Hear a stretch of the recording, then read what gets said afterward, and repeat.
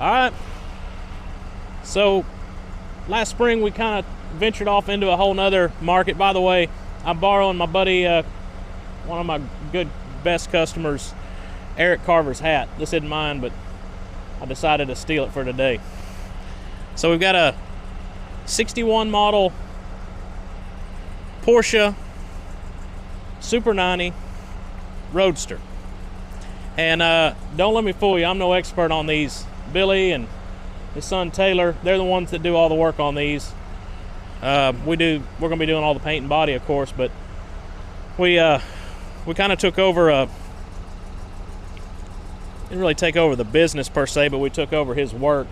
Roy Smalley, been doing these cars for 30 plus years at Euroworks, and so we're kind of getting into this, trying to learn about them. As far as the paint and metalwork goes, that's no big deal, but all the little details, there's lots of stuff on these that has to be right, I guess, for a car like this. You don't have that creative liberty that we have on the hot rod side where we're just trying to make something cool or pretty or different. You got to source the right bolts, the right parts. You kind of got to know where to put aftermarket parts versus restoring the original stuff. So it's a whole new deal for us. It'd be along the lines of a Concours, Mustang, Shelby build. We've done a couple of those. So it's a learning curve for sure. But this one's going up north, I think somewhere in Connecticut. Beautiful car. A lot of the work wasn't done here. The car was painted at Roy's shop before it came here. A lot of the mechanical drivetrain stuff was already done. We did put the engine in it, did all the interior. You'll see it, it's beautiful. It's got the deep red. Just kind of putting the last touches on this thing before it goes home. Taking a couple of test drives and working out a couple little bugs, but so far it's been pretty solid. We had Tyler Patterson came out and did a paint correction on it at the end. Got the paint looking really good. During the build process, you always get a few scratches and blemishes, minor stuff, and he polished all that out and made it look really, really good.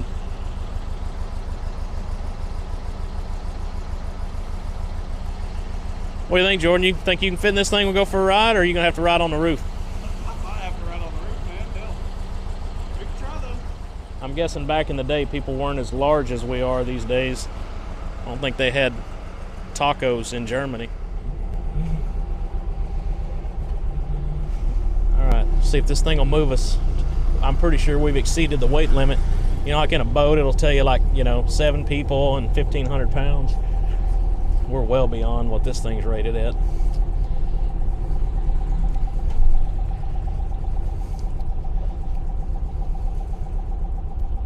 Good brakes.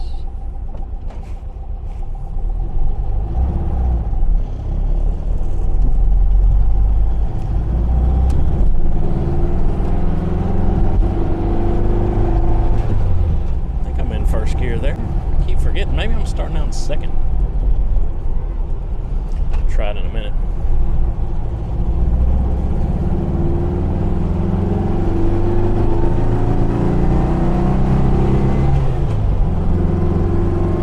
That's what 90 horsepower feels like, Jordan. Feels just like my car. That's only part throttle though. But there's really no difference in part and full, to be honest. But I'm sure back in the day it was something to be reckoned with.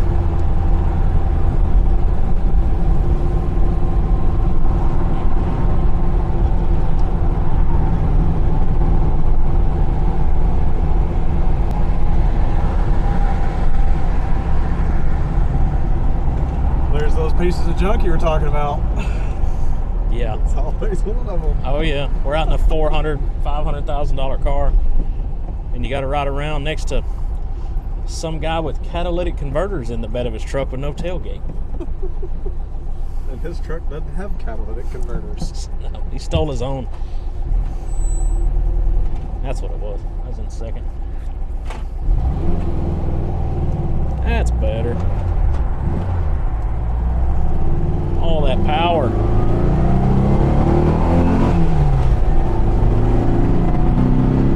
That's all of it, baby. It runs good though. I guess that's how it's supposed to run. I'm new to the Porsche world, so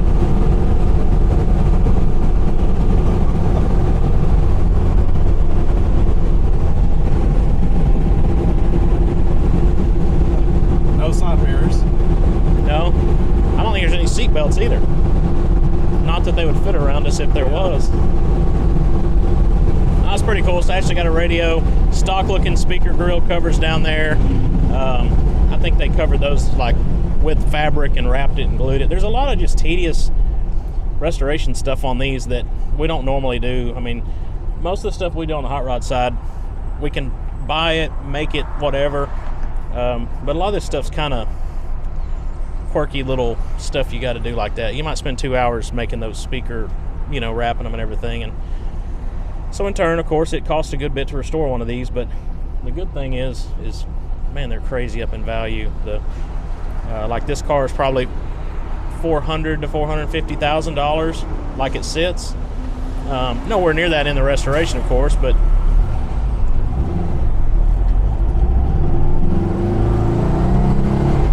I'll get it figured out here in a minute.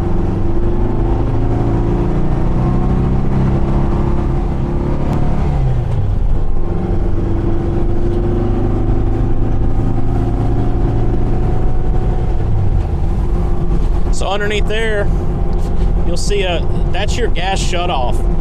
So it actually, the gas tank sits right in front of you here, you know, up under the bonnet. We call it a hood. And here we go. Here's another idiot. So anyway, you can turn the gas off right there. It's kind of like a motorcycle. So you can get a little reserve tank. If you run out, you can switch it over. You got a little bit more down in the bottom of the tank. So I don't know, just how they're built.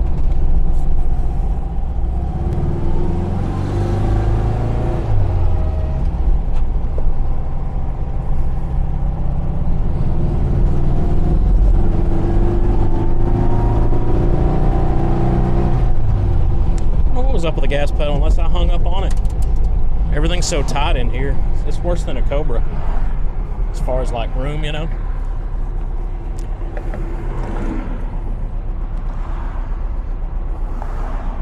I think I'm gonna keep Eric's hat. It's starting to grow on me a little bit. It's a little tight though. I was kind of surprised it even fit.